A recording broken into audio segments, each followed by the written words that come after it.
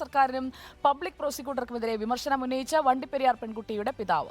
സർക്കാർ നിയമിച്ച public prosecutor ഒന്നും ചെയ്യുന്നില്ല, സർക്കാർ ഇടപെടൽ ഉണ്ടാകുന്നില്ല എന്നും പെൺകുട്ടിയുടെ പിതാവ് റിപ്പോർട്ടറിനോട് പറഞ്ഞു.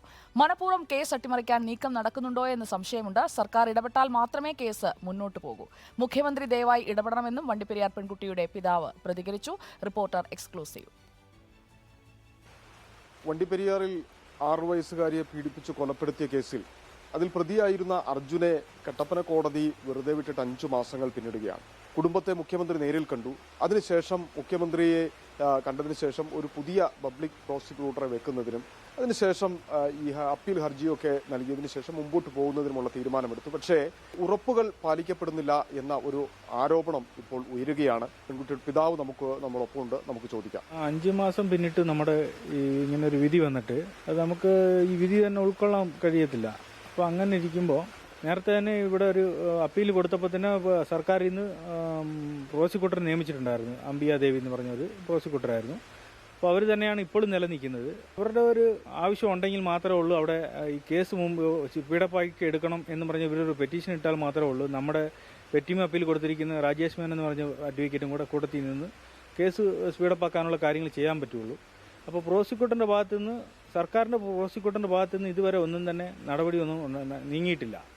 അപ്പോൾ അങ്ങനെ ഇരിക്കുമ്പോൾ നമുക്ക് സർക്കാരിൽ നിന്ന് ഒരു കത്ത് കിട്ടി, നിങ്ങൾക്ക് ആവശ്യമുള്ള പ്രോസിക്യൂട്ടറെ നിയമിച്ചോളാൻ പറഞ്ഞുകൊണ്ട് പേര് ഉന്നയിക്കണമെന്ന് പറഞ്ഞുകൊണ്ടാണ് നമുക്ക് കത്ത് വന്നത്.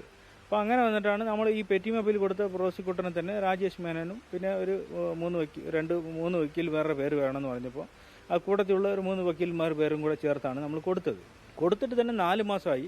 അതിനകത്തൊരു തീരുമാനം ഇതുവരെ ബന്ധപ്പെട്ട അധികാരികളൊക്കെ നമ്മൾ വിളിച്ചു ചോദിക്കുന്നുണ്ട്. എന്നിട്ട് പോലും ഒരു നടപടി ഇതുവരെ ആയിട്ടില്ല. ഇതിനകത്തൊരു പ്രോസിക്യൂട്ടറെ നിയമിച്ചാൽ മാത്രമേ ഉള്ളൂ നമ്മുടെ കേസ് നമ്മൾ പറഞ്ഞ രീതിക്ക് മുമ്പോട്ട് പോകാൻ കഴിയുള്ളൂ. അപ്പോൾ അതിനകത്തൊരു സ്പീഡപ്പ് ആകണം എന്നുള്ള ഇതാണ്. ഇപ്പോഴും നമ്മളത് ഇതുവരെ ആയില്ലല്ലോ എന്നുള്ള വിഷമത്തിലാണ് നിൽക്കുന്നത്. ഇത് മനഃപൂർവ്വം ഈ നടപടികൾ വൈകിപ്പിക്കുന്നതായി തോന്നിയിട്ടുണ്ടോ? അങ്ങനെ സംശയം ഇല്ലാതില്ല. ആരോ ഇതിന് പിന്നിൽ കളിക്കുന്ന പോലെയാണ് നമുക്കൊരു ഇത് വന്നിരിക്കുന്നത്. അപ്പോൾ ഇപ്പോൾ തന്നെ ഈ മനുഷ്യാവകാശ കമ്മീഷനിൽ ഇവർ പ്രതിയുടെ കുടുംബക്കാർ ആവശ്യപ്പെട്ടിട്ട് ഇവർക്ക് ഇവിടെ ഞങ്ങളുടെ അടുത്ത് തന്നെ താമസിക്കണമെന്നും ഈ അവർക്ക് വേണ്ട സൗകര്യങ്ങൾ ചെയ്തു കൊടുക്കണമെന്ന് പോലീസിനൊരു നിർദ്ദേശം കൊടുത്തതായിട്ട് പത്രത്തിൽ കണ്ടു. അപ്പോൾ അങ്ങനെയൊക്കെ വന്നു കഴിഞ്ഞാൽ നമുക്ക് ഒന്നാമത് വലിയ ബുദ്ധിമുട്ടിരിക്കുക. നിയമ പോരാട്ടം ഇപ്പം പ്രതിസന്ധിയിലായി നിൽക്കുകയാണ്. അതെ. ഇതിനകത്ത് സർക്കാർ ശക്തമായിട്ട് ഇടപെട്ടാൽ മാത്രമേ ഉള്ളൂ കുഞ്ഞിൻ്റെ കാര്യത്തിൽ തീരുമാനം ഉണ്ടാവുകയുള്ളൂ. ഇത് സ്പീഡപ്പ് ആകണമെന്ന് എനിക്ക് വേറെ ഇത് ചാനലിലൂടെ എനിക്ക് പറയാൻ കഴിയും. മുഖ്യമന്ത്രി ഈ വാർത്ത കേൾക്കണമെങ്കിൽ ദയവായി ഇത് കേസിന് മുമ്പോട്ട് പോകാനുള്ള നടപടികൾ സ്വീകരിക്കണം. വീഡിയോ ജേർണലിസ്റ്റ് സന്തോഷ് ശേഖവർക്കൊപ്പം reporter Sandeep Rajakkad, in reporter, Idukki. പെൺകുട്ടിയുടെ പിതാവ് പ്രതികരിച്ചത് ഞങ്ങളുടെ പ്രതിനിധി സന്ദീപിനോടാണ്. സന്ദീപ് രാജാക്കാട് നമുക്കൊപ്പം തത്സമയം എത്തുന്നു. Sandeep Rajakkad, very good morning. ആ അച്ഛന്റെ വേദന നമുക്ക് ഉൾക്കൊള്ളാൻ കഴിയുന്ന ഒന്നാണ്. അതെന്തുകൊണ്ട് സർക്കാരിന് ഉൾക്കൊള്ളാൻ കഴിയുന്നില്ല? 4 മാസമായിട്ടും ആ കത്തിന്റെ പുറത്ത് അടയിരിക്കുന്നത് എന്തുകൊണ്ടാണ് സന്ദീപ്?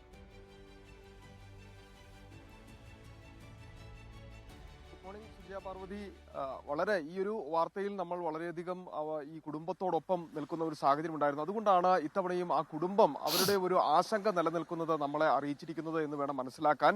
ഈ അച്ഛനും അമ്മയും നിരന്തരമായ നിയമ പോരാട്ടത്തിന് നാളുകളായി നിലനിൽക്കുകയാണ്. കട്ടപ്പന കോടതിയുടെ ഉത്തരവ് എത്തുന്നത് 5 മാസം ഇപ്പോൾ പിന്നിടുകയാണ്. ആ ഉത്തരവ് ദിവസം അവിടെ ഉണ്ടായ വൈകാരിക നിമിഷങ്ങളെയൊക്കെ നമുക്കറിയാം. അതിനുശേഷം ഇവർ അനുഭവിച്ച വലിയ മാനസിക ബുദ്ധിമുട്ട്, അതിനുശേഷം ഉണ്ടായിട്ടുള്ള വലിയ പ്രതിഷേധങ്ങൾ, കേരളത്തിലാകെ ഉയർന്നു വന്നിട്ടുള്ള പ്രതിഷേധങ്ങൾ, ഒടുവിൽ മുഖ്യമന്ത്രി കുടുംബത്തുമായി നേരിട്ട് സംസാരിക്കുന്നു. ഇവിടുത്തെ പാർട്ടി ജില്ലാ നേതൃത്വമൊക്കെ ഇടപെട്ട് അവിടെ വെച്ച് മുഖ്യമന്ത്രി ഉറപ്പ് കൊടുക്കുന്നു.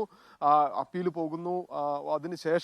ഈ അപ്പീൽ പോയതിനു ശേഷമാണ് പറയുന്നത് നിങ്ങൾക്ക് താല്പര്യമുള്ള പ്രോസിക്യൂട്ടറെ നിയമിക്കുന്നതിന് വേണ്ടിയിട്ടുള്ള നിർദ്ദേശം നൽകുക. ആ നിർദ്ദേശത്തിന്റെ അടിസ്ഥാനത്തിൽ ഇവർ 3 പേരുടെ പേരുകൾ നൽകുകയും ചെയ്തു. എന്നാൽ 4 മാസം പിന്നിടുമ്പോഴും അവരുടെ നിയമനവുമായി ബന്ധപ്പെട്ട് ഇപ്പോഴുള്ള പബ്ലിക് പ്രോസിക്യൂട്ടർ യാതൊരുവിധ ഇടപെടലും നടത്തുന്നില്ല എന്ന ഗുരുതരമായ ആരോപണമാണ് ഈ കുടുംബം മുന്നോട്ട് വെക്കുന്നത്.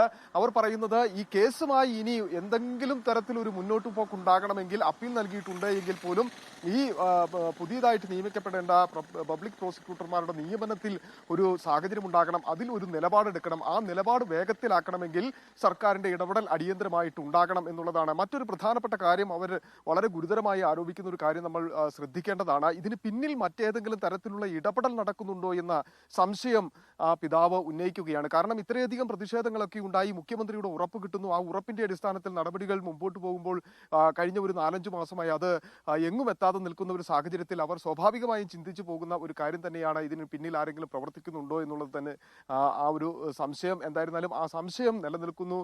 ഒപ്പം തന്നെ ഈ നിലവിലുള്ള പബ്ലിക് പ്രോസിക്യൂട്ടർക്കെതിരെ വലിയ ആരോപണം ഉന്നയിക്കുന്നു. എന്ന് പറഞ്ഞാൽ ആ പബ്ലിക് പ്രോസിക്യൂട്ടറിൽ ആ കുടുംബത്തിന് വിശ്വാസ്യതയില്ല എന്നുള്ളതിന്റെ ഒരു പ്രധാന തുറന്നു പറച്ചിലായി നമുക്ക് ഇദ്ദേഹത്തിന്റെ ഈ വാക്കുകളെ കാണേണ്ടി വരും. ആ ഒരു സാഹചര്യത്തിൽ സർക്കാർ നൽകിയ ഉറപ്പ് പാലിക്കപ്പെടുന്നതിനും പബ്ലിക് പ്രോസിക്യൂട്ടറെ മാറ്റുന്നതിനും ഇവർ നൽകിയ നിർദ്ദേശത്തിന്റെ അടിസ്ഥാനത്തിലുള്ള ആളുകളെ നിയമിച്ച് കേസുമായി മുന്നോട്ട് പോകുന്നതിന് വേണ്ടിയിട്ടുള്ള ഒരു ഇടപെടൽ സർക്കാരിന്റെ ഭാഗത്ത് നിന്ന് ഉണ്ടാകാതെ നടക്കില്ല എന്നുള്ള ഒരു കാര്യമാണ് മനസ്സിലാക്കുന്നത്. എന്തായിരുന്നാലും സർക്കാരിന്റെ ഇടപെടൽ ഈ വിഷയത്തിൽ ഉണ്ടാകേണ്ടതുണ്ട്. സന്ദീപ് രാജാക്കാട്, ഇതിൽ ഇനി നമ്മൾ ചെയ്യേണ്ടത്, ആ പെൺകുട്ടിയുടെ പിതാവ് നമ്മളോടാണ് ഇക്കാര്യം പറഞ്ഞിരിക്കുന്നത്. അതുകൊണ്ട് തന്നെ നമ്മൾ ഇനി ചെയ്യാൻ ഉദ്ദേശിക്കുന്നത് ഇക്കാര്യത്തിൽ മുഖ്യമന്ത്രി അടക്കമുള്ളവർ ഈ വിഷയത്തിൽ പ്രതികരിക്കുന്നുണ്ടോ എന്നറിയണം. പ്രത്യേകിച്ചും ഇന്ന് മന്ത്രിസഭാ യോഗമൊക്കെ ചേരുന്നുണ്ടല്ലോ. ഇക്കാര്യത്തിൽ എന്തുകൊണ്ടാണ് അമാന്തം എന്നുള്ളതിൽ സർക്കാരിന്റെ ഭാഗമായ മന്ത്രിമാരിൽ നിന്ന് ഇതിനൊരു പ്രതികരണം ഉണ്ടാകണം. അന്ന് ആ സംഭവം ഉണ്ടായപ്പോൾ എല്ലാവരും പ്രതികരിച്ചതാണോ, ഒപ്പമുണ്ടെന്ന് പറഞ്ഞതാണോ, ഒപ്പമുണ്ടെന്ന് പറഞ്ഞിട്ട് ഇങ്ങനെയാണോ ഒപ്പം നിൽക്കേണ്ടത് എന്ന ചോദ്യം ആ കുഞ്ഞിന്റെ അച്ഛൻ ചോദിക്കുന്നുണ്ട്. അതൊന്ന് കേൾക്കണം സർക്കാർ.